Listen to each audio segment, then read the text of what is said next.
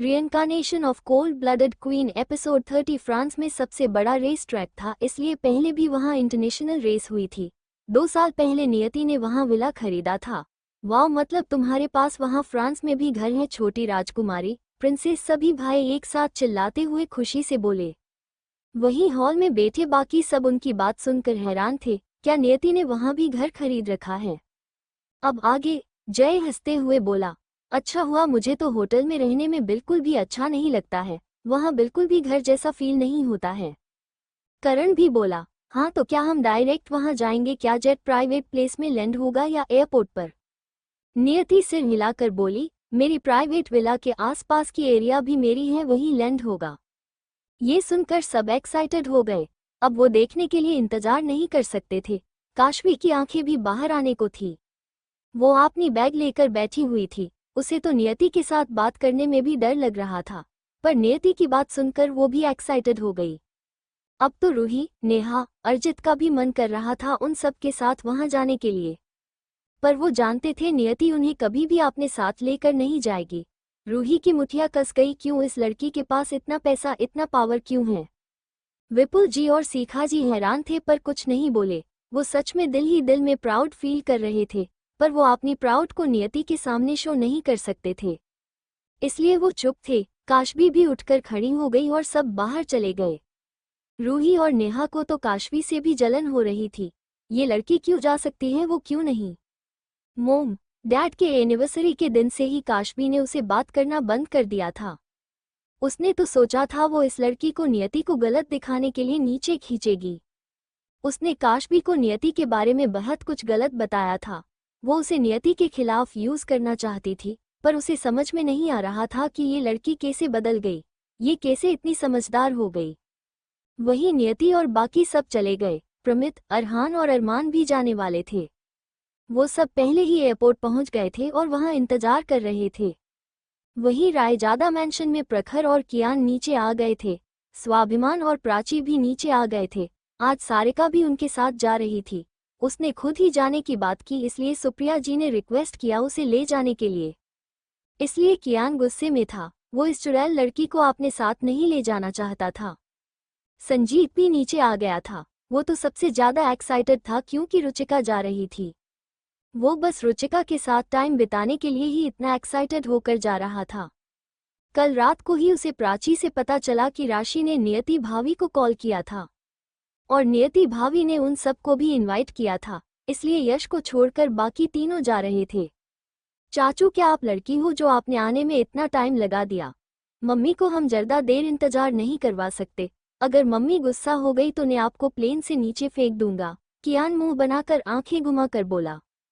वो सबसे ज्यादा जल्दी में था अपनी मम्मी के पास जाने के लिए, और जो भी मेरी मम्मी और डैड को डिस्टर्ब करने की कोशिश करेगा उसे भी मैं चलती प्लेन से नीचे फेंक दूंगा। कियान तिरछी नजरों से सारिका को देखकर बोला। सारिका भी समझ गई कि कियान उसके बारे में ही बोल रहा है। उसे गुस्सा तो आया पर वो कुछ नहीं बोली, क्योंकि उसे अच्छे से पता था कि ये लड़का कितना मुंहफट है। प्रखर की होंठों पर डेविल स्माइल आ गई। कम से कम उसका बेटा बॉडीगार्ड का तो काम करने ही वाला था। सारिका जाएगी तो ये लड़का उसे और उसकी बनी को भी डिस्टर्ब नहीं करेगा। वैसे भी शर्त तो यही थी। संजीत सर हिलाकर बोला, ठीक है अब चलते हैं। सब वहां से चले गए। अंकिता जी बोली, हम अपनी बहू को टीवी में देखकर उसे सपोर्ट करेंगे और उसके लिए यहाँ बैठकर चीयर्स करेंगे। बाकी सब ने भी उनकी बात पर हाँ में सिर हिला दिया और बोले, हाँ कल रेस लाइव तो होगा ही। ये इंटरनेशनल रेस है और नियति इंडियन रेसर है। वो ऑलरेडी 2 या 3 बार जीत चुकी है, इसलिए इंडियन मीडिया और प्लेटफॉर्म पर भी इसे शो किया जाएगा। वही नियति और बाकी सब अभी अभी एयरपोर्ट पर पहुंचे थे और रेटिंग लॉन्च में जाकर प्रमित, अरहान और अरमान से मिले। 5 मिनट के बाद सुमन और खुशी भी आ गए। करण और जय दोनों अपनी अपनी वाली को देखकर खुश हो गए। उनके पीछे ही रायजादा और मिताल दोनों फैमिली की कार भी आ गई। सब कार से उतरकर अंदर चले गए। वही जय से इंतजार ही नहीं हो रहा था। वो जल्द से जल्द जाकर अपने लिए प्राइवेट जेट चुनना चाहता था। वही कियान ने जब अपनी मम्मी को देखा वो एक्साइटेड हो गया और डे से ही जाकर वो अपनी मम्मी की गले लगा वाला था। प्रखर ने उसे पीछे से कॉलर से पकड़ लिया। कियान ने घूरकर आओ डैडी को देखा। तो उसे कल आपने डैड से शर्त की बातें याद आ गई। उसने दांत पीस लिया और मुस्कुराते हुए बोला, आई मिस यू मम्मी। इतना कहकर उसने नियति की पैरों को गले लगा लिया, फिर जल्दी पीछे हट गया। वो ज्यादा देर तक अपनी मम्मी के पास नहीं रह सकता था। उसके डैड कितने गंदे हैं जो उन्होंने उसके जैसे छोटे बच्चे के साथ ऐसी शर्त रखा। प्रखर ने नियति को गले से लगा लिया और सबके सामने उसकी होंठों को चूम लिया। ये देखकर सबने शर्म से आंखें इधर उधर कर लिया। वही नियति की गाल भी शर्म से लाल हो गई। ये देखकर प्रखर की मुंह से हंसी छूट गई। वही सारिका ने मुठिया कस ली। यहाँ वो सुप्रिया जी से रिक्वेस्ट करके इसलिए आई थी ताकि वो देख सके कि प्रखर और नियति की रिलेशन अभी कितना ग्रो किया है। और अभी प्रखर को नियति को किस करता देखकर जलन से उसकी मुठिया कस गई, पर उसने जल्दी ही खुद को संभाल लिया। अरे ये एयरपोर्ट है, मेरी बहन को छोड़िए जीजा जी, जय बोला। वो इस वक्त अपने खुद का प्राइवेट जेट चुनने के लिए बहुत एक्साइटेड था। लिटिल सिस्टर चलो चलो, मुझे प्राइवेट जेट भी तो चुनना है ना अपने लिए। नियति ने मास्क पहन लिया और सिर हिला दिया। वही काश भी और सभी भाइयों को छोड़कर बाकी सब चौंक गए। क्या मतलब आपने लिए प्राइवेट जेट चुनने जा रहे हैं? उनकी छोटी सी भाभी के पास कितनी जेट हैं जो वो जय भाई को एक फ्री में जेट दे रही है? सब क्यूरियस होकर उनके साथ ही चले गए। नियति जय को हैंगर एरिया में ले गई, जहां प्राइवेट जेट्स के लिए अलग अलग प्राइवेट और नॉर्मल हैंगर एरिया था। कुछ स्टाफ जल्दी से एरिया से बाहर आए। ये सब नियति की पर्सनल टीम थी जो ज्यादातर जेट को मैनेज करते थे। उन सब ने नियति को ग्रिट किया। एक स्टाफ ने पूछा, boss would you like to fly the jet yourself?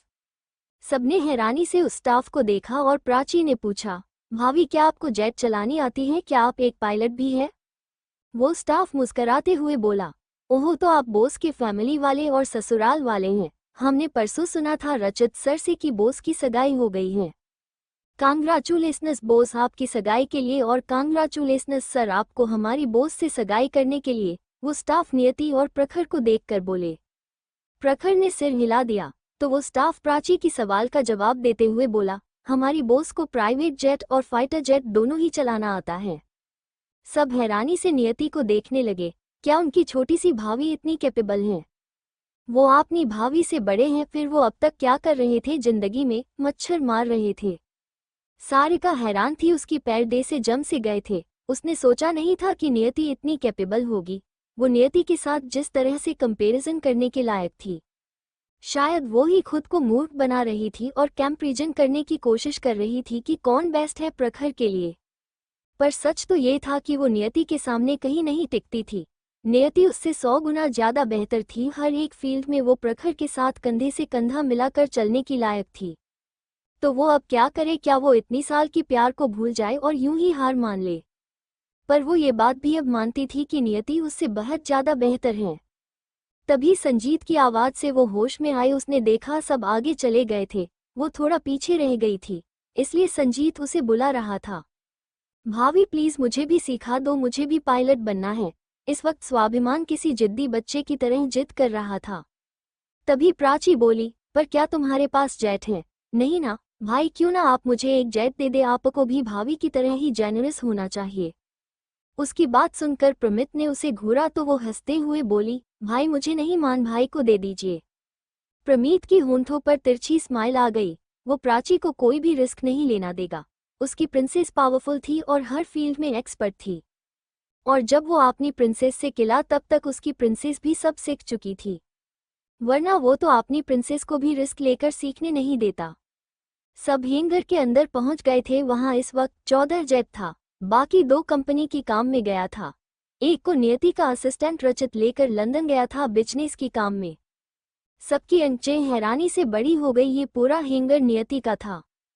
भाई चुन लीजिए, नियति ने जय से कहा तो जय खुशी खुशी भाग गया और सभी जेट को चेक करने लगा। उसने एक वाइट जेट चुना जिस पर विच में रेड लाइन था। उसे ये इसलिए पसंद आया क्योंकि ये उसे अच्छा लगा और ज्यादा बड़ा भी नहीं था। वो अपनी प्रिंसेस की ज्यादा फायदा नहीं उठाना चाहता था।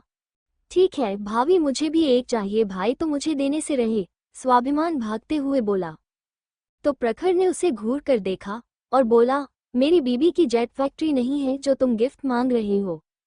तभी स्टाफ बोला, नहीं बोस के मंगेतर, हमारे बोस की एक कंपनी है जो एयरक्राफ्ट और टेक्नोलॉजी पर रिसर्च करते हैं।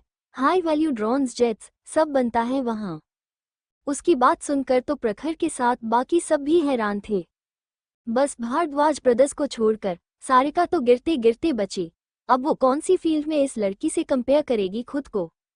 प्रखर को भी इस बारे में नहीं पता था सच में उसकी बीबी की कितनी सारी कंपनीज हैं और कहाँ हैं। तो उसकी बीबी की नेम फिर दुनिया की नंबर 1 पर क्यों नहीं है।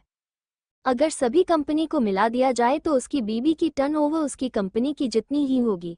उसने सिर हिला दिया, उसे प्राउड फील हो रहा था। स्वाभिमान ने भी एक जेट चूक किया। अगर उसे कभी जाना हुआ तो वो अपनी भावी की टीम या पायलट को पास दिखाकर डायरेक्ट ऑर्डर दे सकता था। स्वाभिमान उनके पास आया और बोला, आज सच में मुझे अमीर वाली फीलिंग्स आ रही है। सबको हंसी आ रही थी, ये सच में बच्चों जैसा बात करता है। तभी एक स्टाफ आकर बोला, जेट रेडी है बॉस, रनवे क्लियर है, चलिए। सब उस स्टाफ के पीछे पीछे चले गए। 2 जेट दोनों जगह खड़े थे। ये सबसे बड़े जेट थे नियति की नियति, प्रखर, दादाजी दादी माँ कियान, अरमान, अरहान, सारिका सब एक जेट में चले गए। और स्वाभिमान, अगम, प्रमित, जय, करण दूसरे जेट में चले गए क्योंकि उस जेट में खुशी, सुमन और प्राची, रुचिका और राशि थे। जेट टेक ऑफ कर गया। स्वाभिमान और अगम उनके साथ मस्ती करने आए थे, पर थोड़ी देर बाद ही उन्हें पता चला कि यहाँ तो डेसे वो कबाब में हड्डी की तरह है। संजीत बस रुचिका को देख रहा था और करण तो बस खुशी के आगे पीछे घूमते हुए उसे परेशान कर रहा था। वही जय सुमन के पीछे पीछे घूम रहा था। वही प्राची प्रमित को देख रही थी, जो इस वक्त अपने लैपटॉप पर काम कर रहा था। अगम और स्वाभिमान को इन सब की लव कनेक्शन समझ में आ गई थी। रुचिका का प्यार तो संजीत के लिए वो सब जानते थे, पर संजीत को कब रुचिका से प्यार हुआ जो वो इतने प्यार से रुचिका को देख रहा है। और प्राची को भी प्रमित से प्यार हो गया। हे भगवान, उन्हें ऐसा लग रहा था जैसे वो लवर्स पॉइंट पर आ गए हो। वो तो अपने भाई और भाभी को डिस्टर्ब ना करने के लिए यहाँ आए थे, पर लगता है यहाँ भी वही हाल है। तभी उनकी नज़र आकाश और आदित्य पर पड़ी तो वो दोनों जल्दी उनके पास चले गए। अब कम से कम यहाँ बात कर पाएंगे। आकाश और आदित्य और वो दोनों सब एक ही उम्र के थे। उस दिन याच में उनकी दोस्ती हो गई थी तो वो चारों बैठकर गॉसिप करने लगे।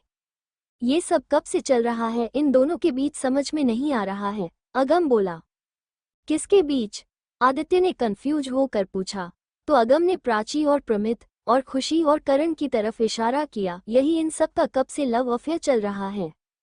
उसकी बात सुनकर आदित्य हंसते हुए बोला, लगता है पिछली शिप में पार्टी के वक्त मैंने कई बार नोटिस किया था मिस रायजादा को प्रमित भाई को छुप कर देखते हुए। तभी स्वाभिमान बोला, हाँ, प्राची दी को तो हमेशा से प्रमित जी पर क्रश था। ऐसा मुझे लगता मैंने कई बार उन्हें देखा था मैगजीन में, जब भी बेस्ट लॉ फर्म और बेस्ट लॉयर के तौर पर उनका फोटो आता था वो उसे अपने पास रखने के लिए ले जाती थी। सच में तो ये प्यार पुराना है, पर अभी तक ये नहीं पता है कि प्रमित भाई भी उन्हें प्यार करते हैं या नहीं। देखो कैसे रॉबर्ट की तरह बैठकर अभी भी काम कर रहे हैं। और ये बाकी रहा खुशी और करण भाई की बात, तो दोनों के बीच बस प्यार और टकराव का खेल चल रहा है। जब वो पहली बात मिले थे उनके बीच पहले झगड़ा हुआ और अब ये खटी मीठी प्यार में बदल रहा है, क्योंकि करण भाई सीरियसली मिस शर्मा मतलब हमारी खुशी भाभी का पीछा करना चाहते हैं। ओह, लगता है उनकी लव स्टोरी भी बहुत इंटरेस्टिंग होने वाली है। स्वाभिमान हंसते हुए बोला। वो सब वीडियो गेम खेलने एक रूम में चले गए। वहीं जब प्रमित को महसूस हुआ कि प्राची उसे कब से देख रही है, उसने उसकी तरफ नजरें उठाकर देखा। उसके होंठों पर मुस्कान आ गई। क्या तुम्हें भूख लगी है? प्रमित ने धीरे से प्राची की तरफ झुककर पूछा। तो प्राची थोड़ा हड़बड़ा गई, पर उसने ना में सिर हिला दिया। तो प्रमित बोला, तो फिर तुम मुझे ऐसे क्यों देख रही हो जैसे मैं कोई डिलीशियस खाना हूँ? वो मैं तो आपको बस ऐसे ही देख रही थी। प्राची इधर उधर देखते हुए बोली। तो प्रमित ने उसकी एक हाथ को पकड़ लिया और एक हाथ से लैपटॉप में करने लगा। राशि ने प्रमित की कंधे पर सिर रख दिया। वही राशि को भी ऐसा लग रहा था जैसे वो यहाँ फंस गई है। उसने चारों तरफ देखा, उसके पास रुचिका बैठी, पर वो और संजीत भाई एक दूसरे को देखने में बिजी थे। वही प्राची तो और भी अनबिलीवेबल थी। वो तो खुलेआम प्रमित जी के कंधे पर सिर रखकर सो गई थी, पर पीछे चारों लड़कों में से कोई भी नहीं था। उसे समझ नहीं आ रहा था ये सब कहाँ चले गए। वहीं खुशी, करण, सुमन और जय भी सबसे पीछे बैठे हुए थे। उनके चेहरे के भाव से देखना मुश्किल था कि आखिर वो क्या रहा है। और वो लोग क्या बात कर रहे हैं, वो क्या करे, अकेले बैठकर समझ नहीं पा रही थी। तभी उसे अगम का मसीह आया जो उसे उनके साथ गेम खेलने के लिए रूम में बुला रहा था। वो वहां से जल्दी रूम में चली गई। उसके जाते ही रुचिका डे से ही उठने को हुई। संजीत जल्दी दूसरे सीट से उसके पास आ गया और बैठ गया। रुचिका उसे अपने पास देखकर हैरान हो गई। आप मेरे पास क्यों आ गए? ये राशि की सीट है, रुचिका हकलाते हुए बोली। संजीत के उसके इतने पास होने से उसकी दिल धड़क रहा था। तुम्हारे पास नहीं आऊंगा तो कहाँ जाऊंगा मेरी जान, और ये अब मेरी सीट है, मुझे तुम्हारे पास बैठना है। संजीत उसकी गाल पर क्विक किस करते हुए बोला। रुचिका हैरान हो गई, उसकी आंखें बड़ी बड़ी हो गई थी। ये क्या हो रहा था? संजीत जी का उसके इतने करीब आना और जो उन्होंने कहा, रुचिका को विश्वास नहीं हो रहा था। उसने अपनी गाल पर हाथ रख दिया। जरूर ये सब झूठ होगा या फिर संजीत जी का कोई बदला, क्योंकि उसने पिछली बार याच पर उनकी गर्लफ्रेंड अमायरा की कॉल के वक्त फोन गिरा दिया था। आप क्या करने की कोशिश कर रहे हैं? क्या आप मुझसे बदला लेने के लिए मेरे करीब आ रहे हैं? क्योंकि मैंने अपनी गर्लफ्रेंड के कॉल के वक्त फोन को नीचे गिरा दिया था। रुचिका की आंखों से आंसू बहने वाले थे। वो खुद को रोकने की कोशिश कर रही थी।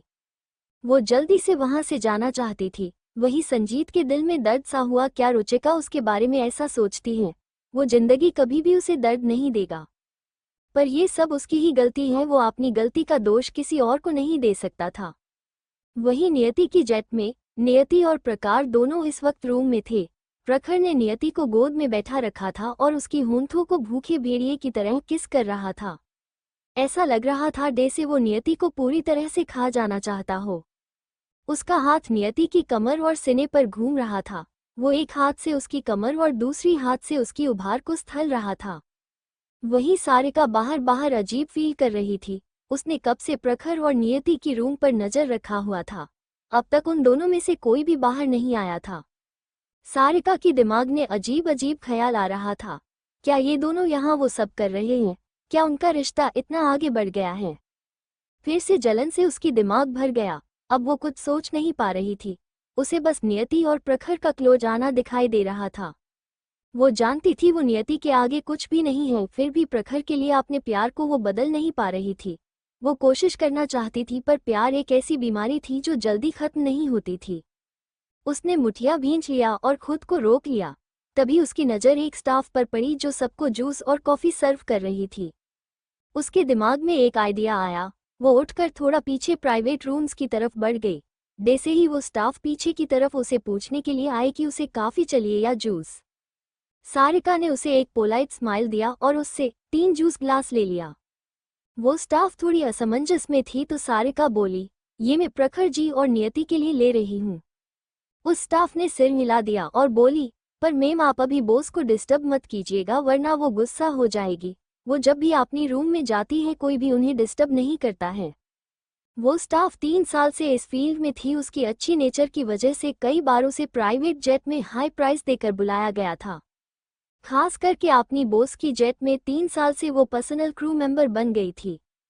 चाहे उसे काम करना पड़े या नहीं, उसे पैसे मिल जाते थे। और उसने कई बार अपनी बॉस नियति को अटेंड किया था और हर बार वो अपनी बॉस की कंपोजर और ऑरा से हैरान हो जाती थी और जानती थी उसकी बॉस को सबसे ज़्यादा हिस्सा तब आता था जब कोई उन्हें बिना बुलाए उनकी प्राइवेट रूम में जाकर डिस्टर्ब करे।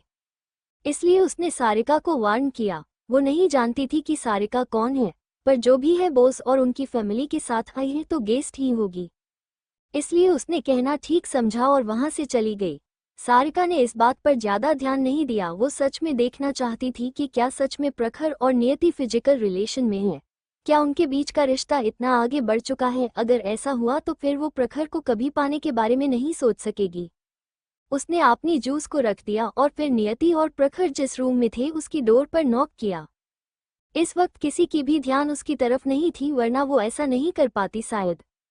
वही रूम में प्रखर ने इस वक्त नियति को बेड पर लेटा दिया था और उसके ऊपर झुककर उसकी गर्दन और क्लीवेज पर किस कर रहा था। नियति की टॉप उसकी अपर बॉडी पर नहीं थी। इस वक्त वो बस इनर बियर में थी। प्रखर उसकी एक उभार को प्रेस कर रहा था और दूसरे को चूम रहा था। तभी डोर पर 2 बार नॉक होने के बाद वो होश में आया। नियति उसे खुद से दूर करने की कोशिश रही थी। उसकी गाल और कान लाल हो गए थे। प्रखर ने वहां पर भी बाइट किया था। उसकी फेस से लेकर गार्डन क्लीवेज हर जगह को प्रखर ने लव बाइट से भर दिया था। प्रखर ने गुस्से और डिससैटिस्फैक्शन से दरवाजे की तरफ देखा। कौन है जो डोर नॉक कर रहा था? क्या ये उसका बदमाश बेटा हो सकता है? उसकी इतनी हिम्मत कि वो शर्त को तोड़ दे। नियति ने सिर हिला दिया और टॉप पहनकर डोर खोलने के लिए चली गई। वहीं प्रखर जानबूझकर अपनी 2 बॉटम खुले शर्ट को और भी अच्छे से फाड़ दिया, ताकि उसकी गर्दन और चेस्ट पर उसकी बनी ने जो लव बाइट दिया है बाहर खड़े इंसान को साफ दिखाई दे और वो जान जाए कि उसने कितनी गलत टाइम पर उन दोनों को डिस्टर्ब किया है। वहीं बाहर सारिका असमंजस में थी। 5 मिनट ही गया वो 2-3 बार वेट करते हुए नॉक कर चुकी थी, पर अभी तक प्रखर या नियति किसी ने भी डोर ओपन नहीं किया। इसकी वजह से उसकी दिल भारी हो रहा था। वो वहां से जाने के लिए तैयार थी। तभी डोर ओपन हुआ। नियति उसके सामने खड़ी थी। सारिका की नज़र सीधा नियति की गाल, गर्दन और थोड़ा नीचे क्लीवेज एरिया में भी लव बाइट पर पड़ी, जो कपड़े से आधा छुप रही थी। सारिका की दिल दे से डूबता चला गया। नियति की गाल भी थोड़ा बिखर गया था। इतने सारे लव बाइट के निशान, ये तो साफ था कि दोनों इस वक्त क्या कर रहे थे। सारिका को नहीं लगा था प्रखर का प्यार इतनी रोमांटिक और अग्रेसिव होगा। उसे सच में नियति की किस्मत से इस वक्त जलन हो रही थी। जैसे ही नियति ने डोर ओपन किया था, सारिका को जूस के ग्लास लिए सामने खड़ी देखकर उसकी आंखें सिकुड़ गई। ये लड़की उसे बिल्कुल भी पसंद नहीं थी। तभी प्रखर भी नियति के पास आ गया। सामने सारिका को देखकर उसकी भौहें सिकुड़ गई। सारिका ने जब प्रखर की अस्त व्यस्त हालत, बिखरे बाल और होंठों पर और गर्दन चेस्ट पर बाइट मार्क देखा तो वो और भी परेशान हो गई। उसकी दिल तो जैसे अंदर से टुकड़ों में टूट रहा था। तुम यहाँ क्या कर रही हो? प्रखर की ठंडी आवाज से वो होश में आई। उसने जल्दी अपनी आंखों से आंसुओं को बहने से रोक दिया और बोली, ये लो, मैं आप दोनों के लिए जूस लेकर आई थी। मुझे लगा शायद आप दोनों को भी जूस पीना होगा। नियति ने उसे अजीब नजरों से देखा और बोली, ओहो, क्या आप नौकरानी है या क्रू स्टाफ जो आपको हमारे लिए जूस लाना पड़ा? किस सारिका, क्या आपको मेरी रूम की तरफ आने से पहले किसी ने बताया नहीं कि मुझे अपनी प्राइवेट स्पेस में दूसरे बाहरी लोगों का आना पसंद नहीं है?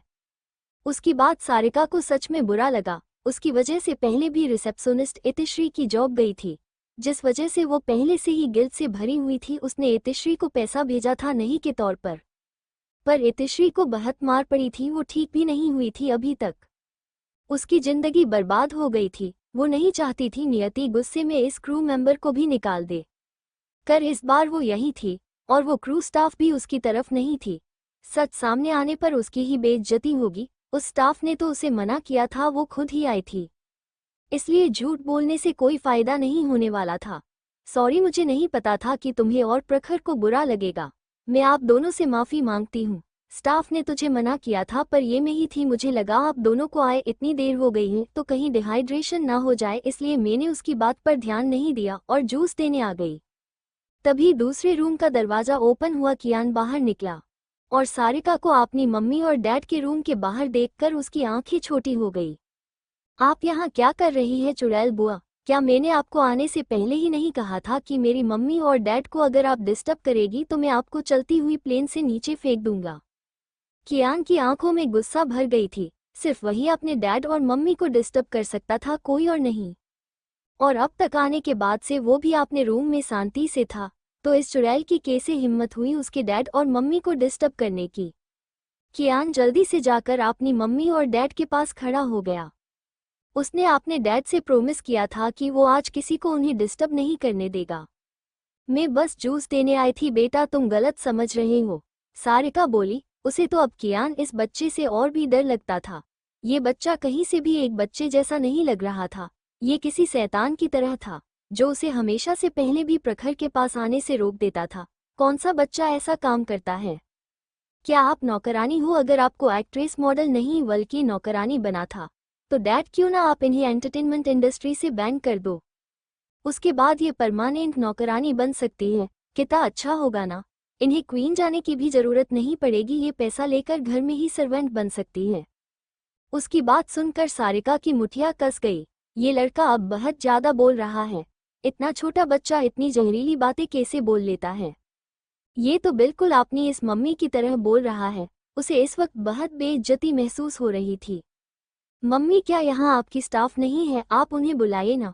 कियान की बात सुनकर नियति ने हाँ में सिर हिला दिया। वहीं प्रखर ने कोल्ड नज़र से सारिका को देखा और बोला, तुम्हें अगर दूसरों का काम करना और दूसरों को डिस्टर्ब करना इतना पसंद है तो क्यों ना पहुंचने तक जिसे भी जो चाहिए तुम ही सबको सर्व करो। उसकी बात सुनकर सारिका हैरान हो गई। क्या प्रखर चाहता है वो नौकर की तरह सर्व करे? वो तो बस देखने आई थी कि नियति और प्रखर क्या कर रहे हैं, और प्रखर उसे सजा दे रहा था वो दूसरों को भी सर्व करे। तभी नियति ने स्टाफ को बुलाया। वहां सभी क्रू मेंबर और पर्सनल स्टाफ आकर सिर झुकाकर खड़े हो गए। वहीं वो स्टाफ जिसने सारिका को जूस का ग्लास दिया था, उसने जब सारिका को अपनी बॉस के सामने खड़ी देखा वो हैरान हो गई। क्या उसने उसे नहीं कहा था कि उनकी बॉस को डिस्टर्ब ना करे? तो फिर ये लड़की यहाँ क्या कर रही थी? नियति ने सबको देखा और कोल्ड आवाज में बोली, ये लड़की जब यहाँ आए तब तुम सब क्या कर रहे थे? क्या किसी ने यूज बताया नहीं कि मुझे किसी भी बाहर वाले इंसान का मेरे रूम के पास आना पसंद नहीं है? उसकी कोल्ड आवाज सुनकर सभी स्टाफ थोड़ा डर गए। सारिका भी थोड़ा डर गई। उसे नहीं पता था कि सच में नियति अपने स्टाफ को बुला लेगी। क्या अब ये इन स्टाफ के सामने भी उसे इंसल्ट करेगी? तभी वो क्रू मेंबर जिसने सारिका को जूस दिया था सिर झुका कर बोली, बॉस मैंने इन मेम को आपकी रूम के पास आने से मना किया था। उसकी बात सुनकर सारिका बोली, मैंने पहले ही कहा था इसमें किसी का कोई दोष नहीं है, मैं ही जूस देने आई थी, इसमें किसी का कोई फॉल्ट नहीं है।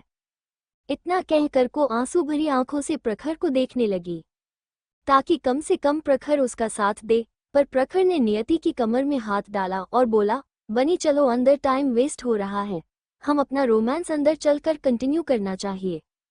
उसकी बात सुनकर नियति ने उसे गुस्से और शर्म से देखा। उसे पता था ये भी प्रखर ने जानबूझकर ही कहा है ताकि उसकी सारे स्टाफ इस बात को सुन सके। नियति ने सिर हिला दिया, वो इस आदमी का कुछ नहीं कर सकती थी। तभी कियान बोला, मम्मी क्या हम इस चुड़ैल सारिका आंटी को इस जेट से बाहर फेंक सकते हैं? आप फिक्र मत कीजिए, घर में मैं सबको झूठ बोल दूंगा कि ये अपने आप कूद गई थी। उसकी बात सुनकर नियति को हंसी आ रही थी। वही सारिका हैरान थी और दर्द में भी। प्रखर और नियति को इतना क्लोज देखकर उसकी दिल में अजीब सी जलन पैदा हो रही थी। वो इतनी बुरी नहीं थी, पर अब उसे ऐसा मन कर रहा था इस लड़की नियति को हमेशा हमेशा के लिए प्रखर की जिंदगी से बाहर करने के लिए कुछ भी कर दे। प्रखर की बातें सुनकर उसे और भी जलन हो रही थी। क्यों नियति के साथ प्रखर इतना अच्छा क्यों है? क्यों प्रखर नियति से इतना प्यार करता है, उसे क्यों नहीं? जबकि बचपन से वो हमेशा प्रखर की अटेंशन पाने के लिए कुछ भी कर जाती थी। उसे क्यों प्रखर का अटेंशन और प्यार नहीं मिला? इतने सालों का इंतजार का रिजल्ट ऐसा क्यों निकला?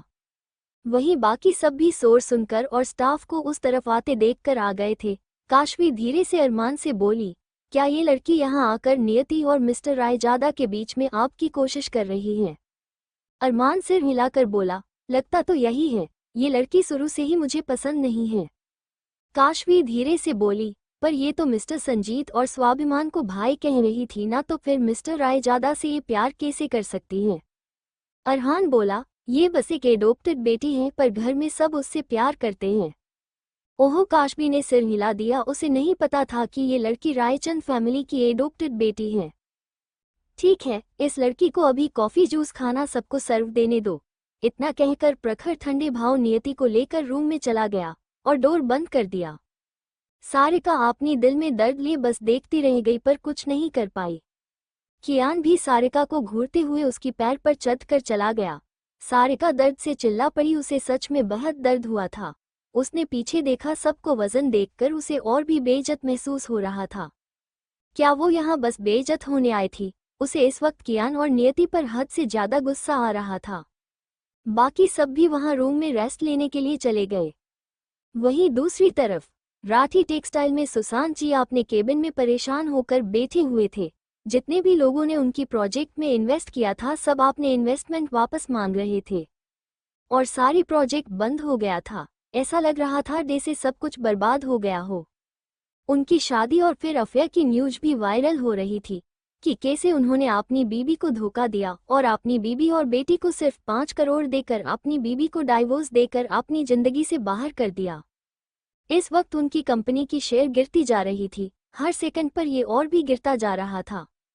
सुशांत जी को नहीं पता था कि इस सिचुएशन में वो क्या करे। सारे शेयर होल्डर उन पर प्रेशर दे रहे थे शेयर बेचकर लॉस को भरने के लिए।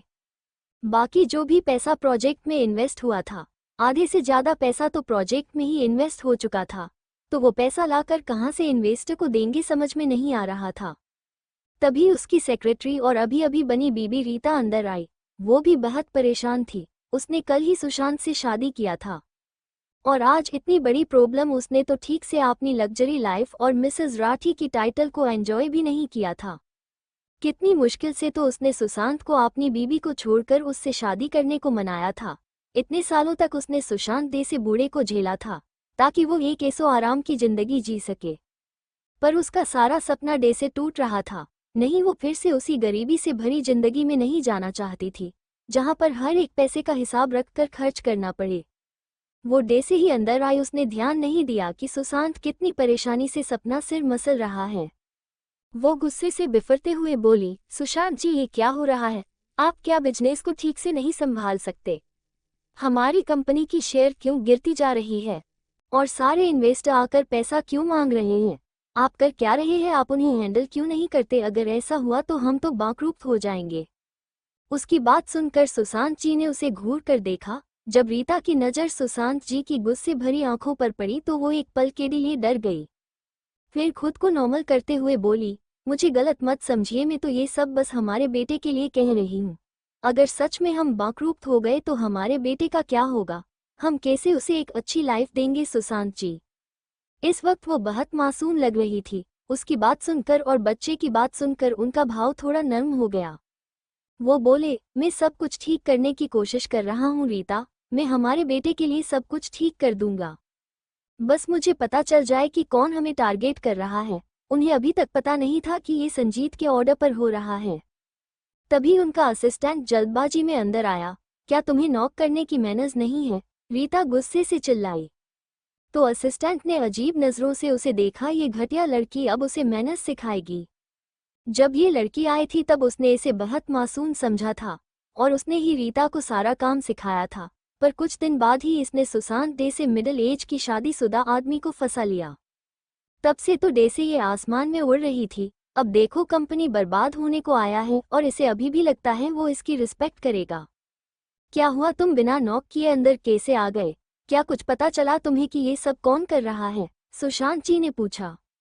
असिस्टेंट ने रीता को इग्नोर कर दिया और हड़बड़ाते हुए बोला, सर, ये सब मिस्टर संजीत रायजादा की ऑर्डर्स हैं। पहले जिनसे भी आपने उनके नाम प्रोजेक्ट लिया था, सब ने आपको बैन कर दिया है। मिस्टर रायजादा ने एक स्टेटमेंट जारी किया है को जो भी कंपनी राठी टेक्सटाइल के साथ जाम करेगा या प्रोजेक्ट करेगा, वो कंपनी रायजादा कॉरपोरेशन का दुश्मन होगा और इसलिए शेयर भी गिरती जा रही है।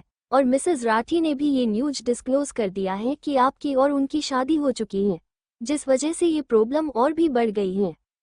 जिन्होंने भी आपकी बेटी को मिस्टर रायजादा की गर्लफ्रेंड समझकर पहले प्रोजेक्ट दिया था या आपकी प्रोजेक्ट में इन्वेस्ट किया था, वो सब आपको अब टारगेट कर रहे हैं। वो सोच रहे हैं आपकी कंपनी के साथ पहले जुड़े होने की वजह से कहीं मिस्टर संजीत रायजादा उन्हें भी टारगेट न करने लगे। अगर ऐसा ही चलता रहा तो आज रात तक कंपनी बनकरुप्त हो जाएगा।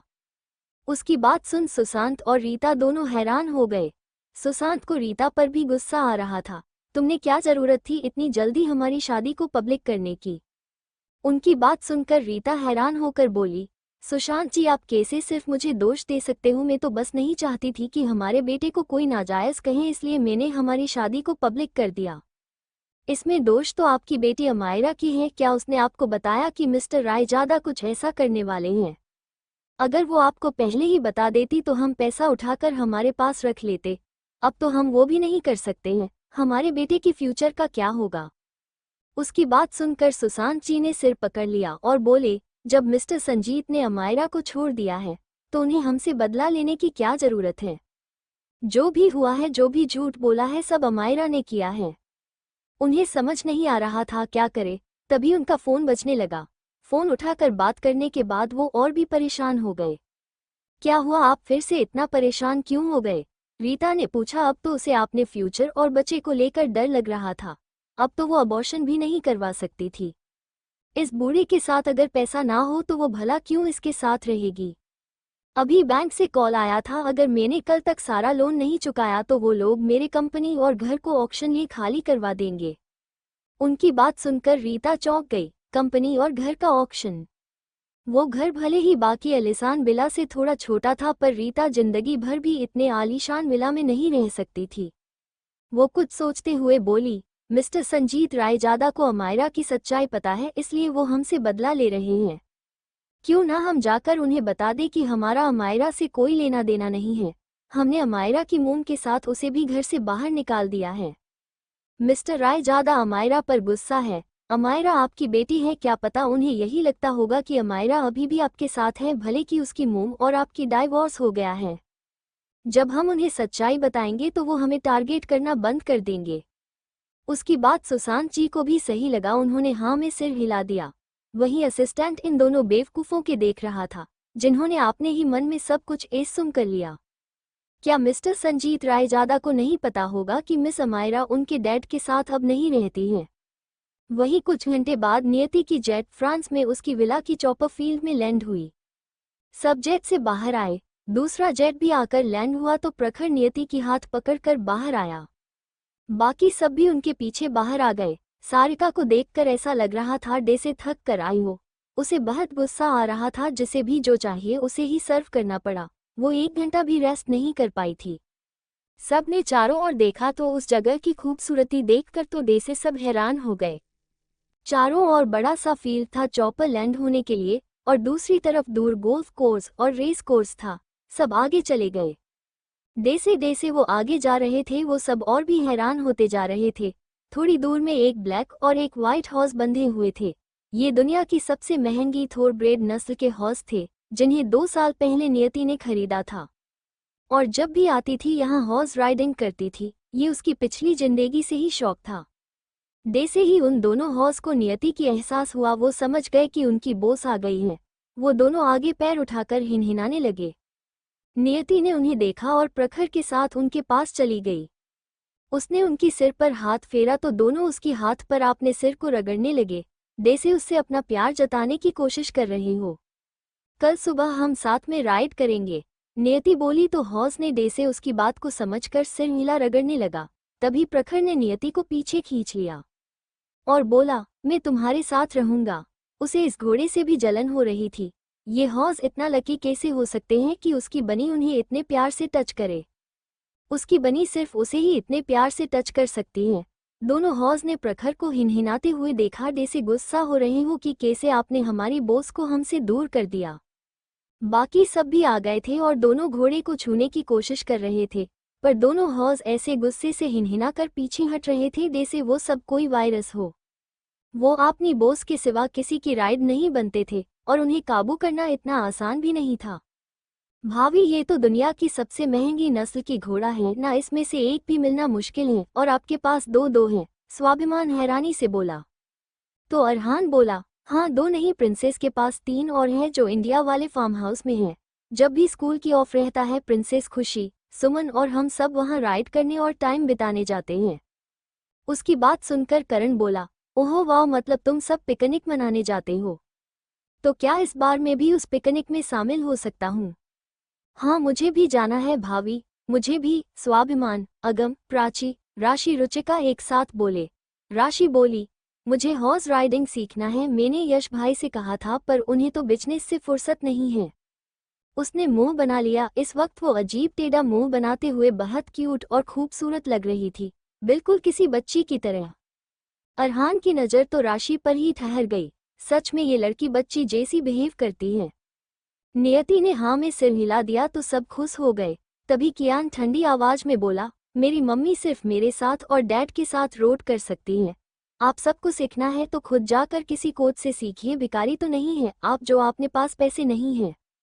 सब उसकी बात सुनकर हैरानी से उसे देखने लगे। ये लड़का अपनी मम्मी को लेकर कुछ ज्यादा ही ओवर पॉजेसिव है। तभी नियति अंदर चलने के लिए बोली, उसे पता था दादाजी और दादी माँ थक गई होगी। फिर सब वहां से आगे चले गए और विला के फ्रंट साइड आ गए, जहां हर तरह की महंगी प्लांट्स लगाए गए थे। रंग बेरंगी फूल बहुत खूबसूरत लग रहा था। फाउंटेन और स्टैचू जो गार्डन की खूबसूरती को और भी बढ़ा रहा था। विला फ्रंट से और भी खूबसूरत था। सब वहां से अंदर चले गए। तभी एक लड़का भागकर सामने आ गया और बोला, वेलकम बॉस। उसकी होंठों पर एक बड़ी सी स्माइल थी। उसके हाथ में इस वक्त एक चाकू और दूसरे हाथ में झाड़ू था। वो इस वक्त बड़ा फनी लग रहा था। ये क्या हाल बना रखा है? खुशी आगे आकर आंखें छोटी करके बोली। खुशी को देखकर वो लड़का एक्साइटेड होकर बोला, अरे जानेमन, तुम भी आए हो? मुझे लगा तुम तो गायब हो गई हो। इतना कहकर वो खुशी को हक करने के लिए उसके ऊपर कूद पड़ा, पर तभी खुशी को करण ने पीछे खींच लिया और उसे गले लगा कर बोला, मेरी होने वाली बीबी से दूर रहो बंदर के औलाद, उसे छूना भी मत। और कौन हो तुम जो उसे जानेमन कह रहे हो? ये बकवास नाम से मत बुलाओ उसे। करण की बात सुनकर सामने खड़ा लड़का जो नियति की दूसरा असिस्टेंट रोहित था, वो चौंक गया और गुस्से से बोला, क्या बोला तुमने? मैं बंदर की औलाद हूँ तो तुम क्या सुअर की औलाद हो? मैं उसे हमेशा जानेमन ही बुलाता हूँ, तो अब क्यों ना बुलाऊं? फिर कुछ सोचकर चौंकते हुए बोला, एक मिनट, अभी तुमने इसे क्या कहा? होने वाली बीबी? हे भगवान, मैं तो लूट गया, मैं तो बर्बाद हो गया। मेरी जानेमन ने मुझे धोखा दिया, उसने किसी और से शादी का वादा कर दिया। रोहित झाड़ू फेंककर एक हाथ से अपना सीना पीटने लगा। दे से पता नहीं उसे कितना बड़ा धोखा मिला हो। सब उसकी नौटंकी देखकर हंसने लगे।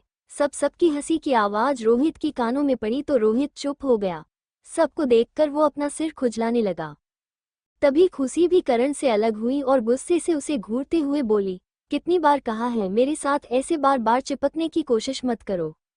रोहित हंसते हुए अपनी बत्तीसी दिखाते हुए बोला, वेलकम आप सबको भी मेरे घर में, मतलब मेरी बॉस के घर में। फिर मन ही मन खुद को ही कोसने लगा, ने हर बार बॉस के सामने क्यों कुछ गलती कर देता हूँ, जिस वजह से दिन ब दिन वो रचित बॉस की फेवरेट होता जा रहा है। इसलिए तो बॉस ने मुझे यहाँ भेज दिया और रचित को आपने साथ रहने दिया। नहीं, मुझे अब अच्छे से बिहेव करना होगा ताकि बॉस रचित से ज़्यादा मुझे पसंद करने लगे। फिर मैं उत्साह ले रचित को दिखाऊंगा बॉस किसे सबसे ज़्यादा पसंद करती है। फिर रचित होगा यहाँ और मैं वहाँ बॉस के साथ हेड ऑफिस में होऊंगा। क्या फिर से तुम दिन में सपने देखने लगे? सुमन उसे देखकर चिढ़ते हुए बोली। रोहित जल्दी होश में आया और हड़बड़ाते हुए बोला, नहीं नहीं, मैं कहाँ सपने देख रहा हूँ? क्या तुम्हें दिखाई नहीं दे रहा है अभी मैं नींद में नहीं हूँ? कोई जागते हुए सपने कैसे देख सकता है बेवकूफ़, मैं सिर्फ सोते हुए सपने देखता हूँ। तभी कियान ने नियति को देखकर पूछा, मम्मी ये बेवकूफ़ अंकल है कौन? नियति ने रोहित को देखकर सिर हिला दिया। रोहित उससे 4 साल ही बड़ा था, अभी 22 साल का था, पर बिहेवियर पूरी तरह से किसी बच्चे जैसा था उसका। नियति कुछ कहती रोहित रोते हुए बोला, बच्चे में बॉस की असिस्टेंट हूँ और आपका अंकल। मुझे कैसे पता नहीं चला कि मेरी बॉस की इतना बड़ा बच्चा कब हो गया? हे भगवान, सबने मुझसे सच छुपाया।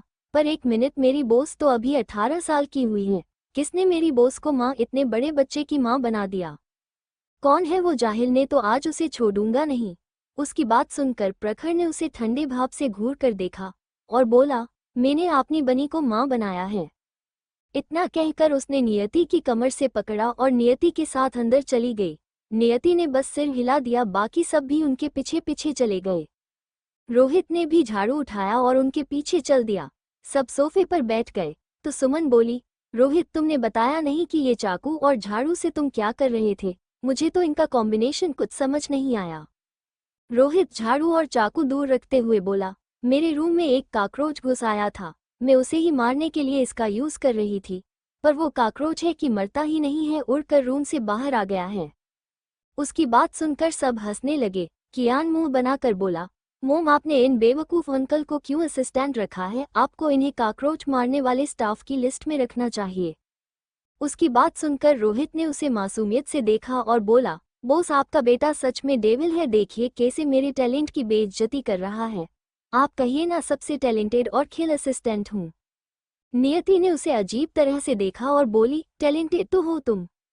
उसकी बात सुनकर रोहित खुश हो गया और बोला, थैंक यू बॉस। मेरी तारीफ करने के लिए उसने अपनी सीना और भी चौड़ा कर लिया।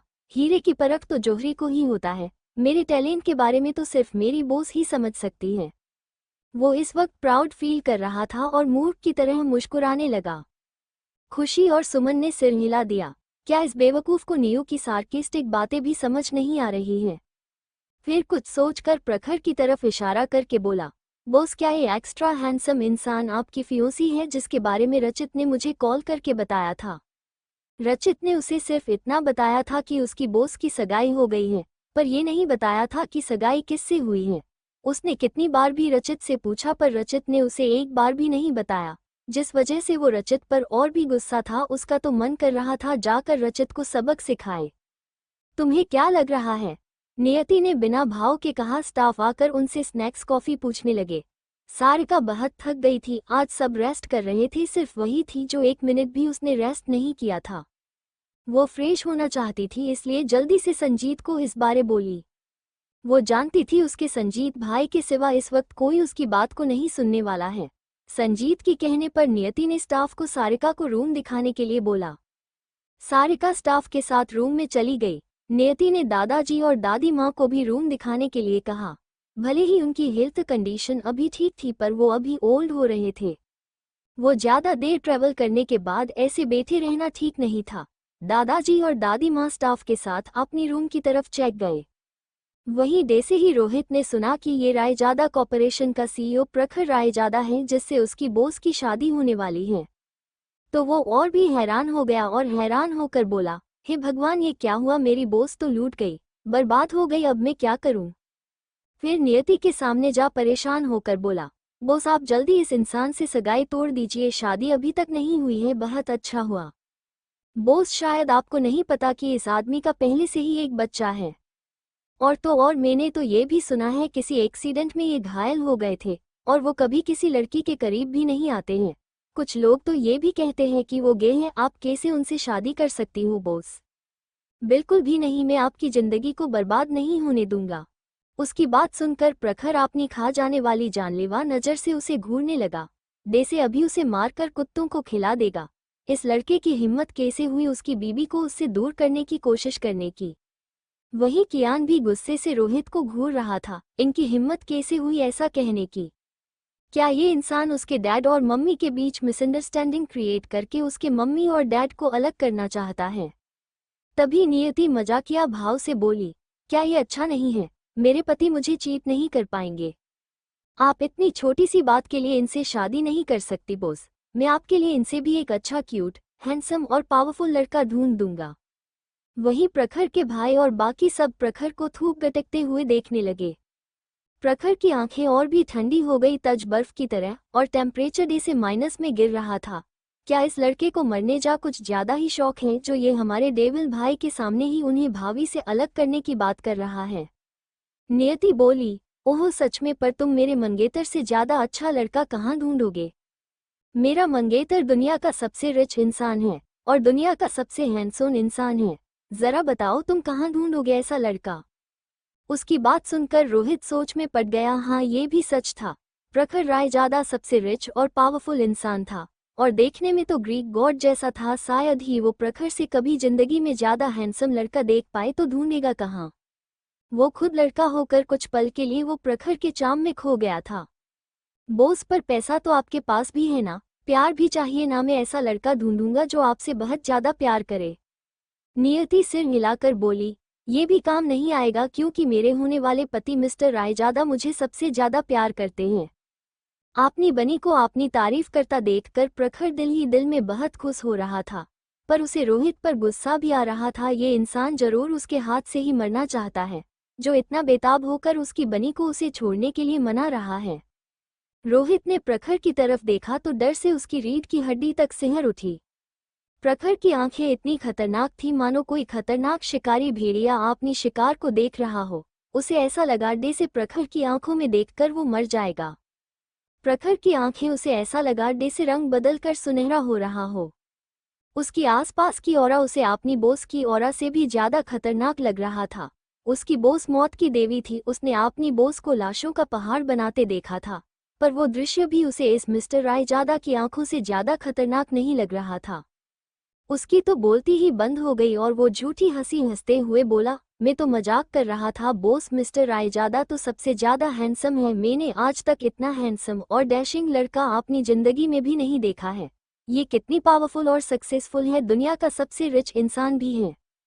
भले ही ये 30 के होने वाले हैं, पर भी 20-22 के लगते हैं। ये भले ही आपसे 11 साल बड़े हैं, फिर भी कोई उन्हें बूढ़ा नहीं कह सकता है। उसकी बात सुनकर सब उसे हैरानी से देखने लगे। ये लड़का तारीफ कर रहा है या बेइज्जती? सुमन और खुशी ने तो सिर पीट लिया। ये लड़का फिर से बिना सोचे कुछ भी बोलकर गड़बड़ कर रहा है। ये जरूर आज मरना चाहता है। दोनों ने प्रखर और कियान को देखा जो रोहित को ऐसे घूर रहे थे जैसे अभी गोली मार देंगे। वो जानते थे आज तो रोहित की जरूर बैंड बजने वाली है। वहीं जब रोहित ने देखा कि प्रखर की आंखें और भी ठंडी हो गई हैं, तो उसने डर से थूक गटक लिया। उसने अब क्या कर रिया जो ये उसे इस तरह से घूर रहे हैं। उसने तो उनकी तारीफ भी किया ना। उसमें गुस्सा होने वाली क्या बात थी। क्या अब तक मिस्टर रायजादा और उनके छोटे बेटे का गुस्सा शांत नहीं हुआ? क्या वो उनकी और तारीफ करे? उसे अभी तक एहसास नहीं हुआ था कि उसे प्रखर की एज के बारे में बात करके उसे ट्रिगर कर दिया था। प्रखर अपनी बनी से 11 साल बड़ा था, पर इससे उसे कोई फर्क नहीं पड़ता था। पर जब भी कोई उसकी बनी के सामने उसे बूढ़ा कहता था और वो कितना बड़ा है कहता था, उसे बहुत गुस्सा आता था। क्या ये सब बस उसकी बनी को भड़का नहीं रहे थे? प्रखर ने नियति को देखा और बोला, बनी क्या मैं तुम्हारे असिस्टेंट को ऑर्डर और पनिशमेंट दे सकता हूँ? उसकी बात सुनकर रोहित डर गया। क्या उसकी बॉस के होने वाला पति उसे सजा देने वाला है? नियति ने प्रखर को देखा और हाँ में सिर हिला दिया। आप रोहित को ऑर्डर दे सकते हो बेबी। रोहित हैरान था। उसकी बॉस ने मिस्टर रायजादा को बेबी कहा। हड़बड़ा कर बोला, मिस्टर रायजादा बॉस के होने वाले पति, आप मुझे कैसे पनिशमेंट दे सकते हो? मैंने जो भी कहा उसके बाद मैंने आपकी तारीफ भी की ना। और बॉस आप मुझ जैसे मासूम इंसान को डेविल के हाथों सजा भुगतने के लिए कैसे सौंप सकती हो? और आपने उन्हें बेबी कहा, उनका फेस कहाँ से बेबी जैसा लगता है? आप इतनी रोमांटिक कब से हो गई बॉस? इतना कहकर उसने मुंह पर हाथ रख दिया। क्या उसने फिर से बकवास किया? उसने प्रखर को देखा जिसका चेहरा और भी सर्द हो गया था। अब तो वो खुद को ही गाली देने लगा। फिर हंसते हुए बोला, मेरा मतलब मिस्टर रायजादा का फेस बेबी जैसा नहीं बल्कि मैच्योर और चार्मिंग लगता है। 50 राउंड ने चाहता हूँ ये लड़का अभी गार्डन में 50 राउंड दौड़े और रात को तुम्हारे बिला में सारा काम करे। अगर सजा कम लगे तो मैं इसे और भी बढ़ा सकता हूँ। अभी जब तक हम हैं हर दिन उसे काम करना होगा ताकि उसका दिमाग बेकार बातों में ज्यादा ना चले। प्रखर बोला तो रोहित हैरान हो गया। 50 राउंड गार्डन मतलब घर के चारों तरफ? ये गार्डन इतना बड़ा था, 50 राउंड लगाते लगाते शायद उसका पैर टूट जाएगा और वो जरूर थकान से ही मर जाएगा, क्योंकि ये गार्डन इतना बड़ा था कि 50 राउंड लगाने में कम से कम 6-7 घंटे लग जाएंगे। बॉस कुछ कहिए, आपको पता है ना मैं तारीफ कर रहा था। तभी प्रखर उठा और कियान से बोलना, नजर रखना अपनी मम्मी की असिस्टेंट पर, ताकि वो सजा पूरी करने से पहले कहीं भाग ना जाए। कियान ने सिर हिला दिया और बोला, ऑफ कोर्स डैड, मैं नजर रखूंगा, डोंट वरी। कियान की होंठों पर तिरछी मुस्कान आ गई। प्रखर नियति से बोला, बनी चलो रूम में चलते हैं, मैं तो तुम्हारे रूम में ही रहने वाला हूँ। नियति को प्रखर की बचकाने डिमांड से सिर दर्द हो रहा था। तभी प्रमित खड़ा होकर पॉकेट में हाथ डाले बिना भाव के बोला, पर मिस्टर रायजादा आप भूल रहे हैं कि आपकी शादी अभी तक मेरी प्रिंसेस से नहीं हुई है। अभी से रूम शेयर करना ठीक है क्या? प्रखर ने उसे देखा और बोला, मुझे अपनी लिमिट पता है साले साहब, इसलिए आपको ज्यादा सोचने की जरूरत नहीं है। इतना कहकर वो नियति को साथ लेकर वहां से चला गया। कियान रोहित की सामने आकर बोला, अब चलिए आपकी सजा शुरू। रोहित ने उसे देखा, फिर खुशी और सुमन को देखकर बोला, मैंने तो मिस्टर रायजादा की इतनी तारीफ की, फिर भी उन्होंने मुझे पनिश किया और बॉस ने भी कुछ नहीं कहा। अब तो सच में लगता है रचित ही बॉस का फेवरेट है, मैं क्या करूं? उसकी बात सुनकर खुशी और सुमन ने आंखें छोटी करके उसे घूरा और बोली, तुम उनकी तारीफ कर रहे थे या बेइज्जती? उन्हें बूढ़ा कहकर उनकी उम्र का मजाक बाबा कर कौन सा तारीफ कर रहे थे, तुम जरा बता सकते हो? दोनों की बात सुनकर रोहित को अब जाकर एहसास हुआ कि सच में उसने फिर से गड़बड़ कर दिया था। वो हमेशा ऐसे ही था, सिर्फ काम के टाइम पर ही वो सीरियस रहता था, वरना बाकी टाइम पर जब भी वो कुछ भी बोलता था अनजाने में सामने वाले की बेइज्जती कर देता था और बहुत प्रॉब्लम क्रिएट कर देता था। ये उसकी पुरानी आदत थी। पहले जब वो 19 साल का था, अपनी माँ की तबीयत खराब होने की वजह से उसने एक कंपनी में जॉब ज्वाइन किया था। ऐसे भी वो बहुत इंटेलिजेंट था, इसलिए उसे हायर कर लिया गया था। एक प्रोजेक्ट में जब उसने मेहनत किया और प्रोजेक्ट सबमिट किया, पर प्रोजेक्ट की क्रेडिट मैनेजर को मिला, जिस वजह से उसे इतना गुस्सा आ गया था कि उसने बिना कुछ सोचे समझे सबके सामने ही मैनेजर और सीईओ को डांट दिया। उसके बाद सीईओ ने उसे जॉब से निकाल दिया और इंडस्ट्री में बैन कर दिया। तब उसे पैसों की बहुत जरूरत थी, पर उसे बैन कर दिया गया था, इसलिए जॉब ही नहीं मिला। कुछ महीने बाद वो रेस्टोरेंट में नियति से मिली थी। जब वो मीटिंग कर रही थी और नियति ने उसकी मदद की थी, फिर उसकी क्वालिफिकेशन देखकर उसे हायर कर लिया था। रोहित इतनी छोटी लड़की को इतने बड़े बड़े कंपनी एस्टेब्लिश करते देख हैरान था। तब से वो न्याय के साथ था और किसी भी कंपनी की उसे टारगेट करने की हिम्मत नहीं हुई। रोहित का तो अब खुद को थापड़ मारने का मन कर रहा था। वो क्यों बोलने से पहले सोचता नहीं है। वो बाहर चला गया, कियान भी चला गया। सब हंसने लगे। स्वाभिमान बोला, ये भाभी की असिस्टेंट तो बहुत मजा किया है। खुशी सिर हिलाकर बोली, हाँ वो हमेशा से ऐसा ही है, सिर्फ काम के टाइम पर ही वो सीरियस रहता है, बाकी टाइम ऐसे ही कुछ भी बोलते रहते हैं। ठीक है, सब आपने अपने रूम में जाकर चेंज करके फ्रेश हो जाइए, सुमन बोली और फिर स्टाफ को बोलकर सबको उनका रूम दिखाने के लिए बोला। विला की देखरेख के लिए हमेशा यहाँ स्टाफ रहते थे, पर इस बार सब आने वाले थे, इसलिए रोहित जो पहले आया था उसने कुछ एक्स्ट्रा स्टाफ को हायर कर दिया था सबकी रूम को तैयार करने के लिए।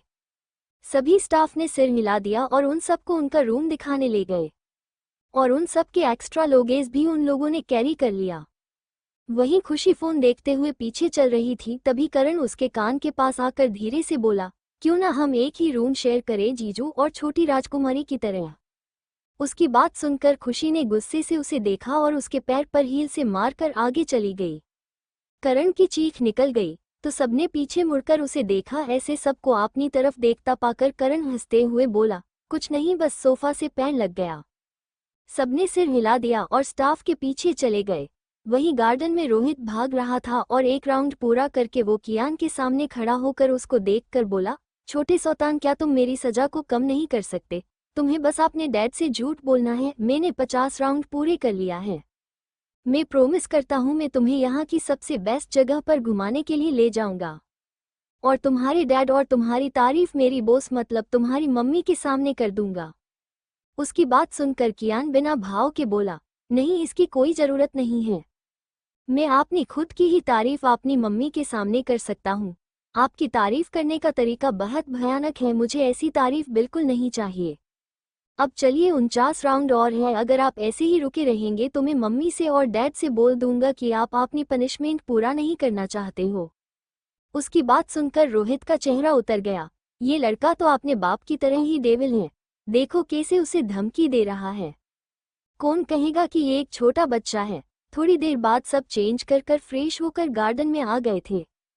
शाम होने को आई थी। बाहर इस वक्त सनसेट का व्यू बहुत खूबसूरत लग रहा था। चारों ओर खूबसूरत नजारा था, जैसे धरती पर ही स्वर्ग हो। जय, करण और बाकी सब वहां फोटो लेने लगे। सबने कैमरा सेट किया और ग्रुप फोटो भी लिया। वहीं रोहित जो भाग रहा था वो भी फोटो लेने उनके पास आ गया, तो सबने उसे कैमरा पकड़ा दिया। रोहित ने दांत पीस लिया, उनकी फोटो लेकर फिर से भागने लगा। वहीं खुशी और सुमन हंसते हुए उसकी भागते हुए फोटो और वीडियो लेने लगी और उसे जल्दी से रचित के पास भेज दिया। उन्हें तो बहुत मजा आ रहा था। रुको रुको, तुम दोनों मेरा फायदा उठा रही हो, मेरे इस हालत में फोटो लेकर मुझे बदनाम करना चाहती हो। वो उनके पास आ गया तो देखा सुमन ने रचित के पास उसका फोटो और वीडियो भेजा था। उसने मुंह बना लिया और बोला, अभी के अभी डिलीट करो फोटो, वरना वो रचित जरूर मुझे देखकर हंसेगा। सुमन हंसते हुए बोली, पर देखो तो इस फोटो में तुम हैंडसम लग रहे हो। रोहित की आंखों में चमक आ गई। वो अपनी बालों में हाथ फिराते हुए बोला, हाँ सच में तो मैं इस फोटो में बहुत हैंडसम लग रहा हूँ। रहने दो, डिलीट मत काटो, मेरे हैंडसम चेहरा और हॉट बॉडी को देखकर उसे जलने दो। तभी कियान जो हाथ बांध कर बैठा टैब में देख रहा था बोला, अगर आप ऐसे रुकते रहे तो फिर मैं राउंड 1 से काउंट करूंगा। उसकी बात सुनकर रोहित ने दांत पीस लिया और बोला, डेविल का बच्चा, छोटा डेविल कहीं का, खुद की हिटनेस की तारीफ भी नहीं मरने दे रहा है। इतना कहकर वो फिर से भागने लगा। वहीं खुशी और सुमन उसे कियान से डरते देखकर हंसने लगी। वहीं दूसरी तरफ शेखावत मेंशन में सब हॉल में बैठे हुए थे। तभी अर्जित बोला, ये नियति का विला है और ये उसकी प्राइवेट हैंगर है। अर्जित की बात सुनकर सब उसे देखने लगे तो अर्जित बोला, करण ने आज आपने सोशल मीडिया पर पोस्ट शेयर किया है। इतना कहकर उसने सबकी तरफ अपना फोन कर दिया। वो सोशल मीडिया में करण के ही फ्रेंड लिस्ट में था, क्योंकि जय ने तो घर में उन सबको ब्लॉक कर रखा था। पोस्ट में कुछ वीडियो और फोटोज था। मेरी छोटी राजकुमारी की प्राइवेट हैंगर। इसमें कितने प्राइवेट जेट है, काउंट करके बताओ। मेरी छोटी राजकुमारी ने कहा है मैं जब चाहूँ उसकी जेट लेकर जा सकता हूँ। आई एम सो हैप्पी, मुझे भी प्राइवेट जेट मिलेगा। फिर अभी अभी एक और पोस्ट हुआ था, कुछ वीडियोस और फोटोज अपलोड हुआ था। मेरी छोटी राजकुमारी की थोरब्रेड हॉर्स, मेरी बहन के पास ऐसी और 3 है। फिर कुछ फोटोज था जिसमें वो और जय पोज दे रहे थे, तो कहीं उनके साथ काशवी थी, तो कहीं अरहान, अरमान और स्वाभिमान अगम। कुछ वीडियोज में पूरे व्यू और खूबसूरत garden, golf course, race course और गार्डन को कर किया गया था। ये सब मेरी छोटी राजकुमारी की प्लेस है। जगह इतनी सुंदर थी मानो स्वर्ग हो। सब हैरानी से देख रहे थे, रूही को और भी जलन होने लगी थी। To be continued.